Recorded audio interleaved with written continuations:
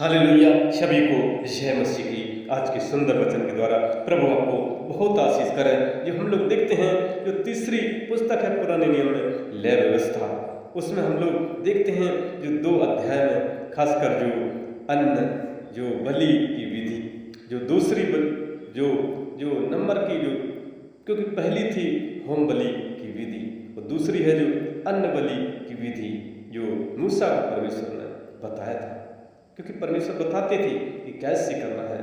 जो हम लोग 2 4 और 6 में हम लोग देखते हैं, जो लय व्यवस्था 2 अध्याय का 2रा और 4था और 6वां वचन हम लोग देखते हैं।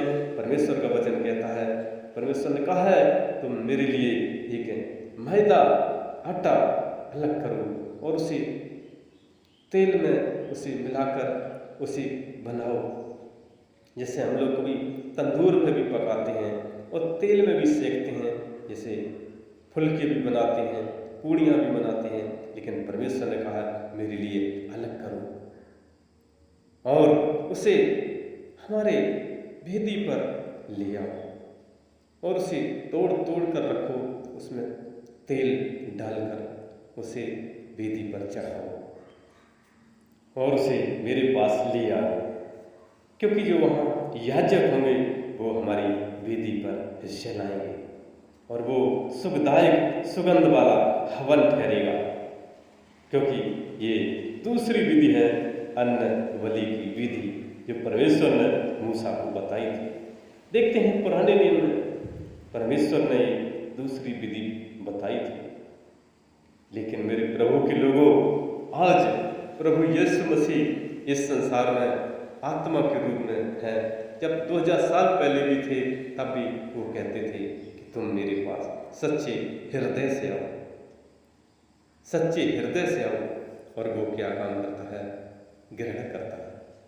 क्योंकि यह हम लोग देखते हैं नए नियम में लूका जो 18 का 9 से हम लोग देखते हैं, क्योंकि उसमें एक फरीसी है और एक लोग हैं, क्योंकि फरीसी और चुंगी लेने वाला का एक दृष्टांत है।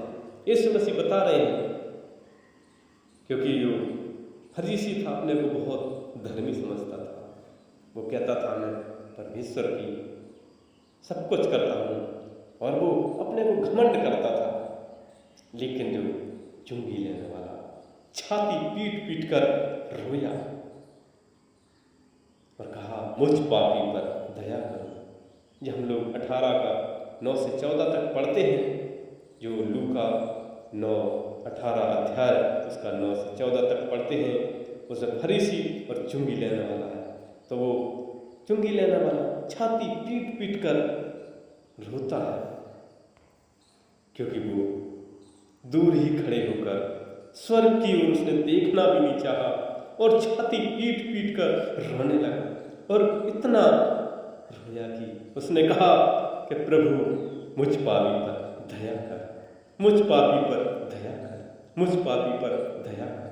क्योंकि परमेश्वर आत्मा को देखता है, हृदय को देखता है, तुम्हारे अंदर कितनी सच्चाइयाँ हैं। क्योंकि वो फरीसी तो अपने को बड़ा समझता था और वो कहता था मैं इसके समान नहीं हूँ। इसलिए हमें परमेश्वर की ओर देखना है, हमें दूसरी की ओर नहीं देखना है, हमें परमेश्वर की ओर देखना है। तो खासकर देखते हैं परमेश्वर ने इस चुंगी वाले की प्रार्थना ग्रहण की, क्योंकि वो प्रार्थना में देखता है कि किसमें सच्चाई है। परमेश्वर का वचन भी कहता है कि जैसा मैं पवित्र हूँ तुम भी बनो। गलती है तो सच्चे हृदय से उससे पश्चाताप करो, क्योंकि वो क्षमा करने वाला परमेश्वर है, वो अनुग्रहकारी है। क्योंकि 2000 साल पहले जिस गुनाह की सजा हम लोगों को उस नरक की आग में मिलनी थी, लेकिन यीशु मसीह ने अपने उस कलवरी क्रूस पर अपने आप को न्यौछावर कर दिया था।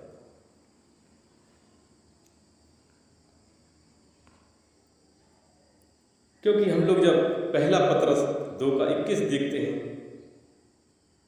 तो परमेश्वर ने कहा उन्होंने सब कुछ साथ, इसलिए हमें परमेश्वर की महिमा करनी है, आराधना करनी है, प्रार्थना करनी है, क्योंकि वो महान परमेश्वर है। और वो आदर्श देख लिया कि हम उसके पद चिन्हों पर चलें। वो गाली सुनकर गाली भी देता था, उसे लोग मार रहे थे, उसने सबको क्षमा किया था।